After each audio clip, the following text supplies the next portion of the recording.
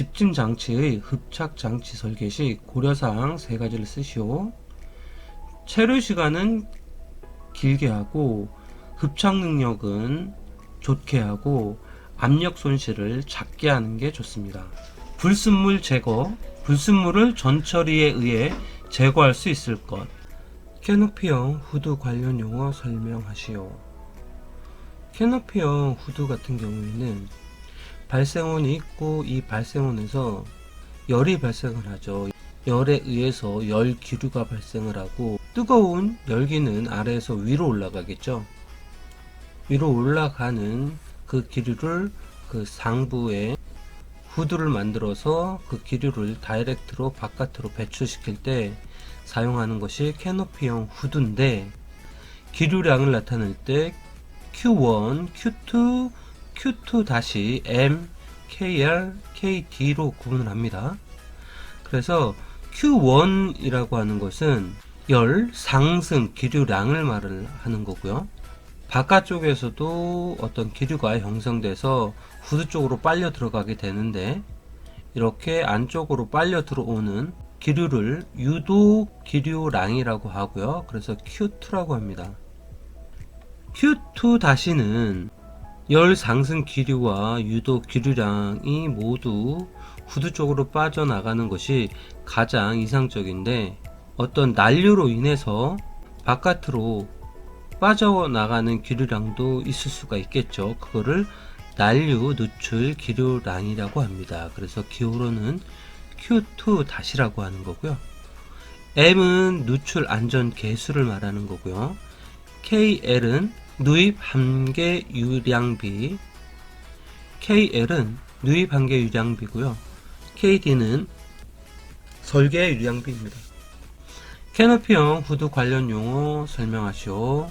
Q1은 열 상승 기류량, Q2는 유도 기류량, Q2-는 난류 누출 기류량, M은 누출 안전계수, KL은 누입 한계 유량비, KL은 누입 한계 유량비, KD는 설계 유량비, KD는 설계 유량비가 됩니다.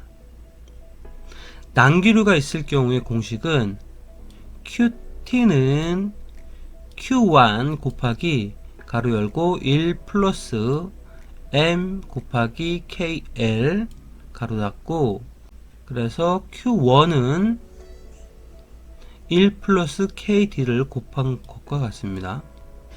M은 누출 안전계수로서 난기류가 없을 때 1로 보시면 되겠습니다. KD 설계 유량비는 누출 안전계수 곱하기 누입 한계 유량비로 공식을 구하는데 M 곱하기 KL이 되겠습니다. 난기류가 없는 경우에는 QT는 Q1 곱하기 Q2로 보시면 되겠습니다. 기록 일지에 신너 유해성과 배출량이 기록되어 있지 않았다. 보건관리자로 작업장에 첫 출근 시 수행할 업무 3가지는 노출 가능한 유해인자 및 유해성 확인, 유해인자 농도 측정, 노출 기준과 측정 농도 비교를 하면 되겠죠. 유해 물질을 체크하지 않는 사업장에 출근했을 때 보건관리자가 해야 할 일은 유해 물질에 대한 유해인자 및 유해성을 확인을 해야 되고요. 그리고 나서 유해인자의 경우에는 농도 측정을 하고, 그 측정한 값을 기준으로 노출 기준과 측정 농도 비교를 해야 되겠죠. 그래서 노출 가능한 유해인자 및 유해성 확인, 노출 가능한 유해인자 및 유해성 확인, 유해인자의 농도 측정, 유해인자의 농도 측정, 노출 기준과 측정 농도 비교, 노출 기준과 측정 농도 비교를 해야 되겠습니다. 후드의 분출 기류 중 잠재 중심부 설명하시오. 분출 속도를 일정하게 유지하는 지점까지 거리는 배출 직경의 5배 거리입니다. 후드의 분출 기류 중 잠재 중심부 설명하시오. 잠재 중심부는 분출 속도를 일정하게 유지하는 지점까지의 거리입니다. 분출 속도를 일정하게 유지하는 지점까지의 거리, 일반적으로 배출구 직경의 약 5배 거리입니다.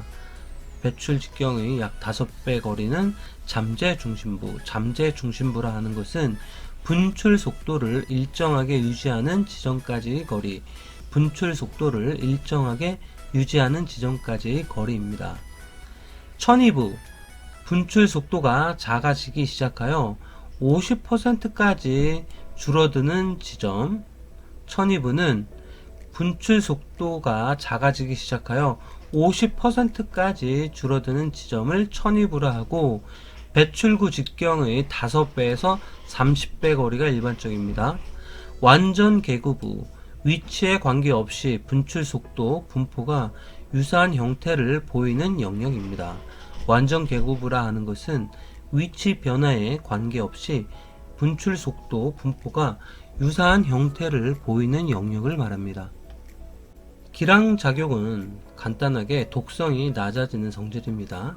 기량작용의 종류로는 배분적 기량작용, 수용적 기량작용, 화학적 기량작용, 기능적 기량작용이 있으며, 배분적 기량작용은 물질의 흡수, 대사 등의 변화를 일으켜 독성이 낮아지는 작용이고요. 수용적 기량작용은 두 화학물질이 체내에서 같은 수용체에 결합하여 경쟁 관계에 가짐으로써 독성이 낮아진다. 화학적 기량작용은 화학적인 상호작용에 의해 독성이 낮아진다.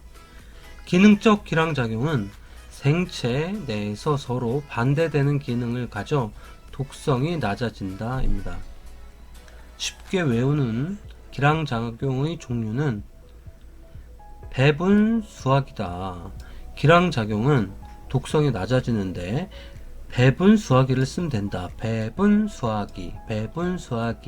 배분은 배분적 기량작용, 수는 수용적 기량작용, 화는 화학적 기량작용, 기는 기능적 기량작용. 그래서 기량작용은 배분수화기. 배분적 기량작용은 물질의 흡수, 대사 등의 변화를 일으켜 독성을 낮게 하는 작용으로, 배분적은 흡수와 대사 등의 변화입니다. 흡수, 대사 등의 변화. 수용적 기량작용은 두 화학 물질이 체내에 같은 수용체에 결합하여 경쟁관계 가짐으로써 독성이 낮아지는 것. 수용성은 같은 수용체의 결합.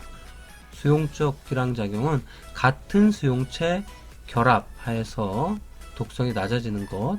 화학적 기량작용은 화학적인 상호 반응에 의해 독성이 낮아진다. 화학적 기량작용은 상호 반응.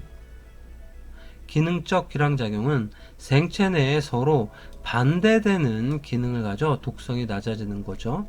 기능적 기량작용, 반대되는 기능을 가진다. 혼합 물질의 화학적 작용에는 독립작용과 상가작용, 상승작용, 가승작용, 기량작용이 있습니다. 독립작용이라고 하는 것은 두 물질에 동시 노출될 경우 독성 물질이 각각 독립적으로 작용한다. 상가작용이라고 하는 것은 두 물질에 동시 노출될 경우 단독 물질 독성 합과 같다. 상승작용이라고 하는 것은 두 물질에 동시 노출된 경우 단독 물질 독성의 합보다 크게 증가를 한다. 가승작용이라고 하는 것은 두 물질에 동시 노출될 경우 유독성 물질과 무독성 물질이 혼합하여 독성이 강해진다. 기량작용은 두 물질에 동시 노출된 경우 단독 물질 독성보다 약해진다. 독립작용은 독성 물질이 각각 독립적으로 작용을 하는 것이고, 상가작용은 단독 물질 독성의 합과 같다. 상승작용, 단독 물질 독성의 합보다 크게 증가하는 것. 가승작용이라고 하는 것은 유독성 물질과 무독성 물질이 혼합하여 독성이 강해지는 것. 기량작용은 단독 물질 독성보다 약해지는 것을 말합니다. 독립작용은 두 물질에 동시 노출된 경우 독성 물질이 각각 독립적으로 작용을 하는 것이고, 상가작용은 두 물질에 동시 노출된 경우 단독 물질 독성의 합과 같다. 상승작용, 두 물질에 동시 노출된 경우 단독 물질 독성의 합보다 크게 증가하는 것. 가승작용이라고 하는 것은 두 물질에 동시 노출된 경우 유독성 물질과 무독성 물질이 혼합하여 독성이 강해지는 것. 기량작용은 두 물질에 동시 노출된 경우 단독 물질 독성보다 약해지는 것을 말합니다.